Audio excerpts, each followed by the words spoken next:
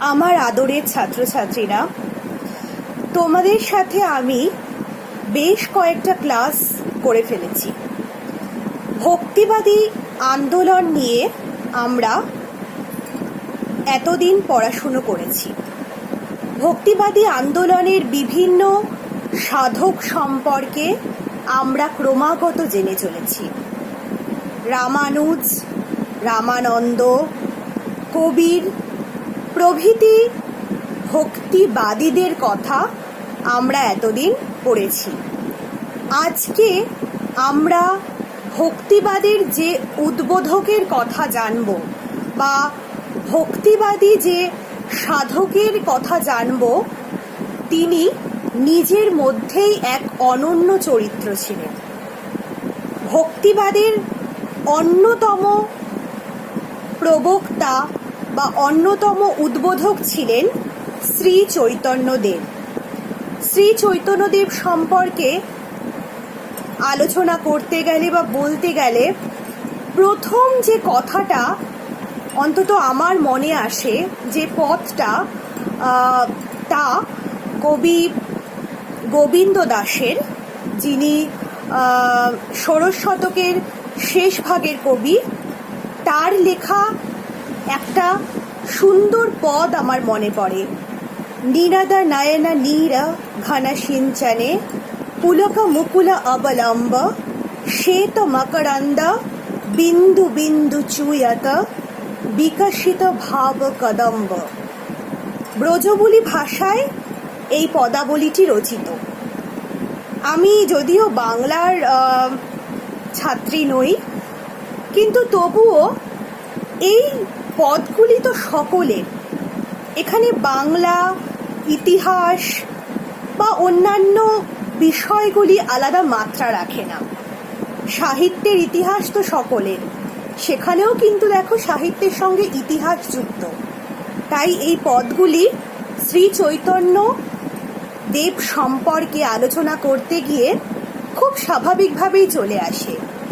এই নীরদা নয়না নীর পদে কবি যে সঙ্গীত এবং চিত্রের মধ্যে দিয়ে গৌরাঙ্গের এক সুন্দর স্বপ্নময় চিত্র গড়ে তুলেছেন, যে রাধাভাবে ভাবিত একজন শ্রীকৃষ্ণের একনিষ্ঠ ভক্ত, যার কাছে ভক্তি রস ছাড়া বা ভক্তি মার্গ ছাড়া জীবনের অন্য কোনো সার্থকতা নেই। ভক্তি মার্গের উদ্দেশ্যে, ভক্তি রসের সাধনে সে জীবনের সবটুকু ত্যাগ করতে পারে।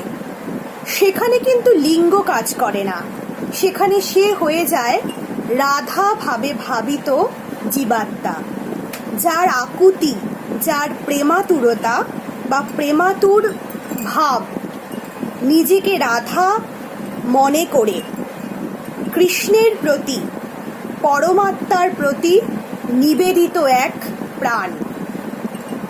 আমি আগেই বলেছি, রা শব্দের অর্থ মুক্তি, আর ধা শব্দের অর্থ হচ্ছে ধাবিতা, অর্থাৎ যিনি মুক্তির জন্য ধাবিতা তিনিই রাধা।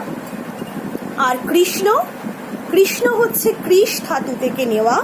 কৃষ কথার অর্থ হচ্ছে কর্ষণ, যিনি ভক্তের হৃদয়কে কর্ষণ করে ভক্তি রসে আপ্লুত করেন, তিনি কৃষ্ণ। এই কৃষ্ণ রাধা আমি বারবার করে বলছি, আমরা কিন্তু এদের দুজনকে কোনো ক্যারেক্টার হিসাবে দেখব না বা কোনো চরিত্র হিসাবে দেখব না। এরা দুজনই জীবাত্মা এবং পরমাত্মার দুটি রূপক, যেই রূপক হিসেবে কখনো শ্রী চৈতন্য এসেছেন, কখনো এসেছেন মীরাবাই। এই যে ধারা, এই ধারা কিন্তু ক্রমাগত এগিয়ে চলেছে। এই ধারার যে ব্যাপ্তি, তা কিন্তু আজও আমরা ভক্তির মধ্যে দিয়ে দেখতে পাই। চৈতন্যদেবের সময়কাল 1486 থেকে 1533 খ্রিস্টাব্দ। তিনি নবদ্বীপে এক সম্ভ্রান্ত ব্রাহ্মণ পরিবারে জন্মগ্রহণ করেন। ব্রাহ্মণ পরিবারে জন্মগ্রহণ করলেও বিভিন্ন ধর্ম, বিভিন্ন বর্ণ, বিভিন্ন জাতির মানুষদের প্রতি তার আশৈশব স্নেহ ছিল। সে কখনোই বর্ণগত উচ্চতাকে, অবশ্যই যেটা আমাদের মনুষ্য দ্বারাই সৃষ্ট এই বর্ণাশ্রম ব্যবস্থা, কিন্তু সেই বর্ণাশ্রম ব্যবস্থার উচ্চ বর্ণ হওয়া সত্ত্বেও তিনি কিন্তু সেই উঁচু যে সামাজিক স্বীকৃতি, সেই বিষয়টাকে নিয়ে খুব একটা ভাবিত ছিলেন না বা সেভাবে কখনোই গুরুত্ব দেননি। ছোট থেকেই তিনি ন্যায় শাস্ত্র,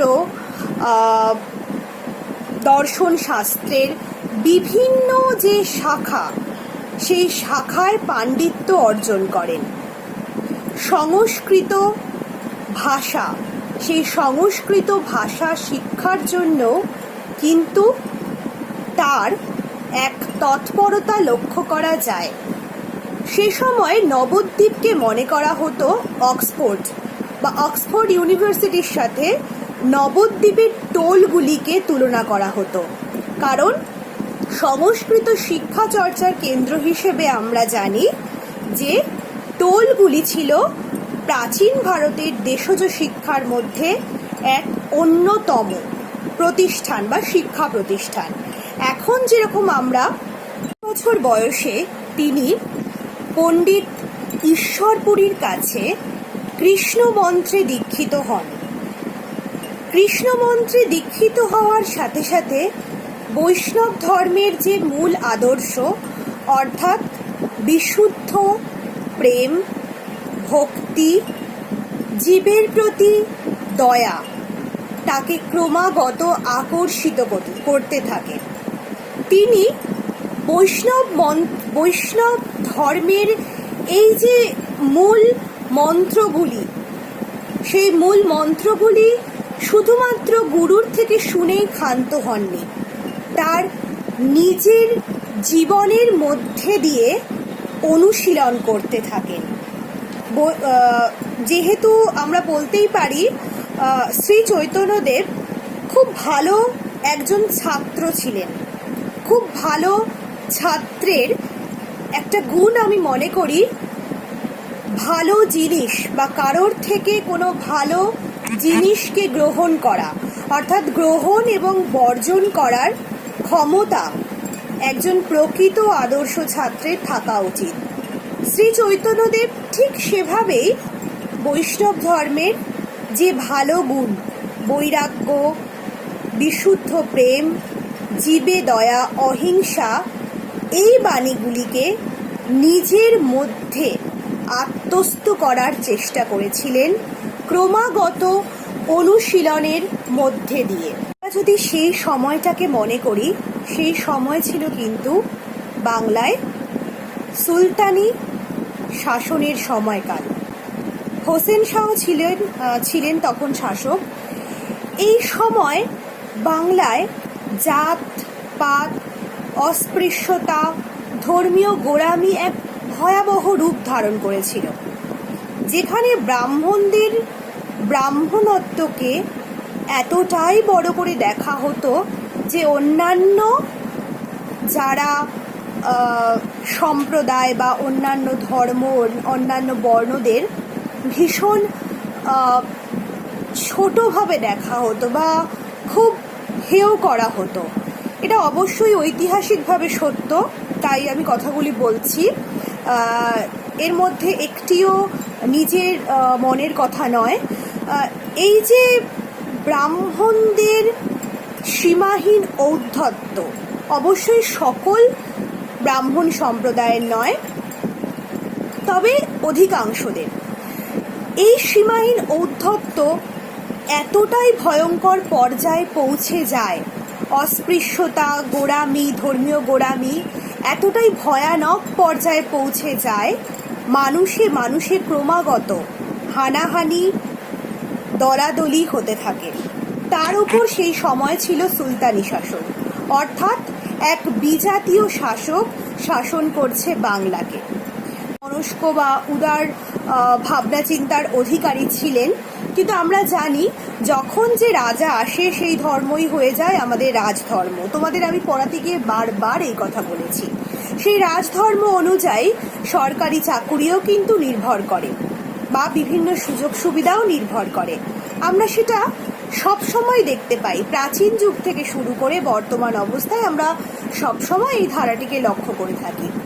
তো ঠিক সেভাবেই হিন্দু ধর্মের এতটাই ভয়ঙ্কর পর্যায়ে পৌঁছে যায় যারা অন্তজ শ্রেণী বা সামাজিকভাবে যাদের অবস্থান নিচের দিকে, তাদের মধ্যে কিন্তু এক অসন্তোষ দেখা দিতে থাকে। ক্রমাগত অসন্তুষ্ট হয়ে অনেক ক্ষেত্রে অনেক অন্তজ বা সামাজিক দিক থেকে যাদের অবস্থান অনেক নিচের দিকে, তারা কিন্তু ধর্মান্তরিত হতে থাকে। এই ক্রমাগত ধর্মান্তরের ফলে হিন্দু সমাজের অস্তিত্ব যখন সংকটাপন্ন হয়ে ওঠে, তখন শ্রী চৈতন্যদেব হিন্দু ধর্মকে রক্ষা করার জন্য ঢাল স্বরূপ এসে দাঁড়ায়। এটা ঐতিহাসিকভাবে সত্য। পরবর্তীকালে আমরা রামকৃষ্ণের মধ্যে এই বিষয়টিকে দেখেছি। তখন অবশ্য ছিল খ্রিস্ট ধর্ম, আর এখন ইসলাম ধর্ম। এই যে ইসলামীকরণের বা ইসলামীকরণ হওয়ার যে প্রচেষ্টা, তাতে কিন্তু নিজ ধর্মকে রক্ষার জন্য চৈতন্যদেব এক বড় ভূমিকা নেন। ভক্তিরসের মাধ্যমে এক ভক্তিমূলক বৈষ্ণব ধর্মকে শ্রী চৈতন্যদেব বাংলায় প্রচার করেন। তিনি তার ভক্তদের নম্র নিরহংকারী হওয়ার উপদেশ দিতেন সর্বদাই। সেই উপদেশে বহু ভক্ত আপ্লুত হতেন। তন কথকথা বহু মানুষকে আকর্ষিত করত। সাড়া দিয়ে বহু মানবের ভক্তিমূলক বৈষ্ণব ধর্মে আকৃষ্ট হয়, যার নাম হয় গৌড়ীয় বৈষ্ণব ধর্ম।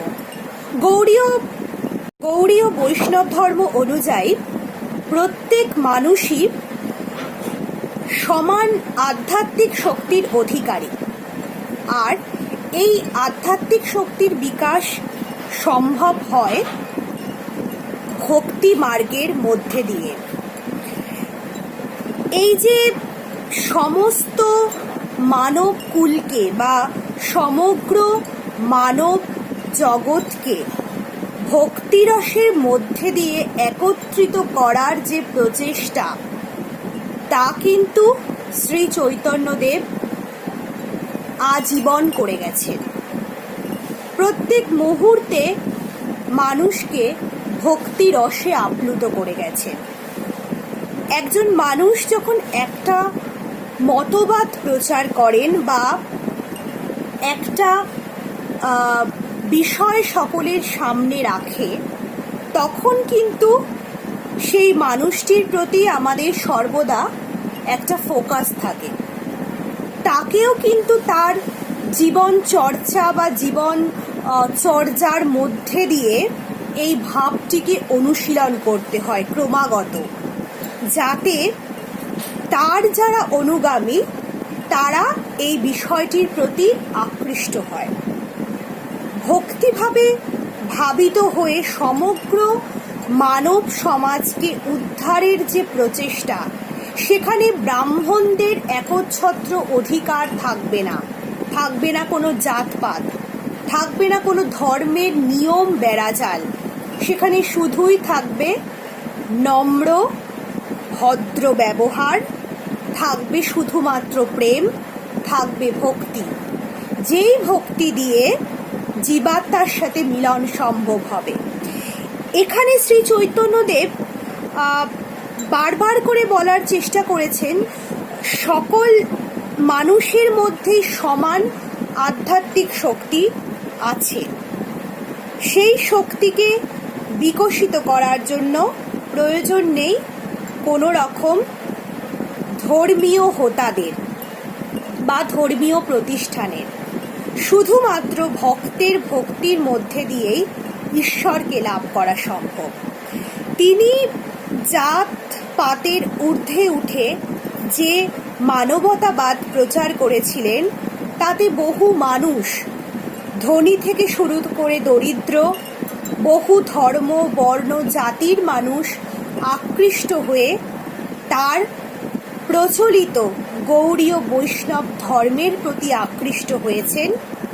এই ধর্মীয় অনুশীলনের মধ্যে তারাও এক অনুশীলিত ছাত্ররূপে আজীবন নিজেদের প্রস্তুত করে গেছেন। আমরা যদি তার ভক্তদের দেখি, তার মধ্যে যেমন উড়িষ্যার রাজ প্রতাপ রুদ্রদেবকে আমরা দেখব, তেমনই দেখব আমরা জবন হরিদাসকে। এছাড়া নিত্যানন্দ, রূপ গোস্বামী, শ্রীবাস প্রমুখ ব্যক্তিদের দেখব। বহু নারী তার ধর্মীয় অনুশীলনকে চর্চা করে গেছেন, অর্থাৎ এক বৃহত্তর পরিমণ্ডলের কাছে শ্রী চৈতন্যদেবের ভক্তি রস, সেই ভক্তি রসের তাৎপর্যতা পৌঁছে গেছে, যেখানে সকল মানুষ সমান, সকল জাতি সকল বর্ণ সমান, সেখানে কোনো উচ্চ নীচ ভেদাভেদ নেই। এই যে সমন্বয়ী একটা আদর্শ, এই সমন্বয়ী আদর্শই তো আমাদের ভারতবর্ষের এক মুক্ত চিন্তার জাগরণের উদ্বোধক, যা আমরা চৈতন্যদেবের মধ্যে দিয়ে পাই। আমরা যদি এক্ষেত্রে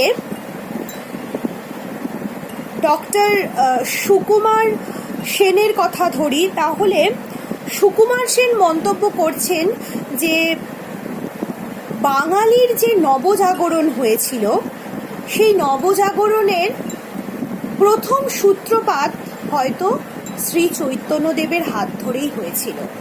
তার দার্শনিক চিন্তা, তার ধর্মতত্ত্ব, তার ধর্মীয় জ্ঞান, তার ন্যায়ের আদর্শ, তার সাহিত্যবোধ, তার কাব্যচর্চা, তার সঙ্গীত, সমস্ত কিছুই কিন্তু সেই যুগের থেকে বহুগুণ এগিয়ে ছিল। বহুগুণ এগিয়ে থাকলে অনেক সময় মানুষ তা গ্রহণ করতে পারে না, কিন্তু শ্রী চৈতন্যদেবকে মানুষ দু হাত দিয়ে বরণ করেছিল। তাই এই রকম একজন ব্যক্তিকে নিয়ে বাংলা সাহিত্যের ক্ষেত্রে এক অনন্য সম্ভার গৌরাঙ্গ বিষয়ক পদ রচিত হয়ে গেছে, যাকে নিয়ে বাংলা সাহিত্যের এক সম্ভার রচিত হচ্ছে, যাকে দেশ বিদেশের মানুষ মাথায় তুলে রেখেছে। সেই রকম একজন ভক্তিরসে আপ্লুত, আজীবন নিজেকে ভক্তি মার্গের অনুশীলিত করে যাওয়া একজন ব্যক্তিকে আমরা যদি মনে না রাখি, বা আমরা যদি তার সঠিক মূল্যায়ন করতে না পারি, আমার মনে হয় তাহলে আমরা নিজেদেরকেও কখনোই সঠিকভাবে উপলব্ধি করতে পারবো না, বা মানবতার যে কথা আমরা মুখে বলি তা কখনোই কার্যক্ষেত্রে নিজের পরিচয় রাখবে না। আজকে এই পর্যন্তই। তোমরা ভালো থেকো, ভালো রেখো। পরের ক্লাসে আমি আরও বেশ কয়েকজন ভক্তিবাদী সাধকদের নিয়ে আলোচনা করব।